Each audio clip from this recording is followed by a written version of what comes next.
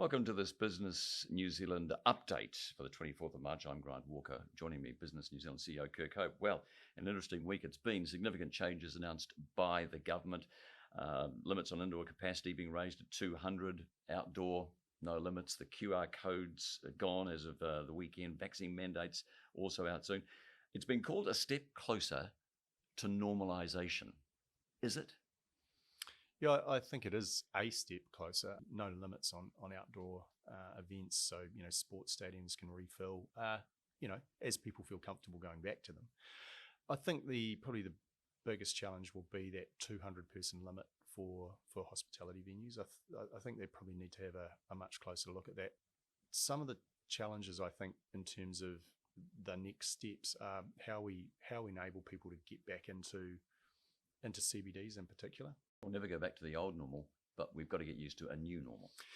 Yeah, I think so. And again, one of the great things that businesses have done over the course of COVID is adapt, and they've been able to continue to operate, think about how to manage these risks and keep their workers as safe as possible in what have been pretty difficult and challenging times. So that's not going to change. And I think one of the other things you're seeing with some of these well-being surveys is how tired people are, and there is there's probably less human resilience within the workforce, and with certainly with bosses and workers at the moment, and in workplaces. So I think that's something else we need to keep our eye on and make sure we're kind of checking in with each other and ensuring that everyone is actually okay, because many people are not.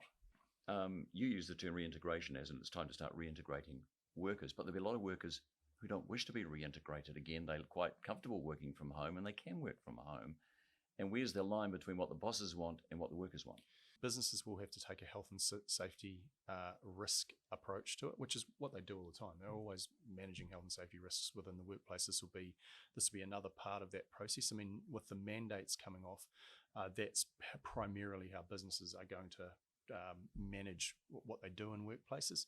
So I think with their employees, they'll just need to keep talking to them and say, hey, this is how we're managing the risks of COVID. Also research out showing Kiwis increasingly worried about economic and social well-being. And this also falls in the category of the fact that there's a lot of people, it's the year of resignations, if you like. It's the year of someone else has offered me more money and better conditions. So how do you cope with that at the same time of trying to get back to normal? Yeah, again, I think that's why employers will need to make sure that they have really good conversations within their workplace and with their workers about how they are looking after them, basically. And this will come down to other things that are not COVID related, things like, for example, the offering them the flu jab, because of course we run the risk of having a pretty difficult flu season as well. Other things like retaining flexibility in the workplace, saying actually you can work from home, you can continue to work from home for 2 days a week if that suits you. We had a wellbeing webinar yesterday, and one of the top priorities for people was flexibility and agency within their workplace.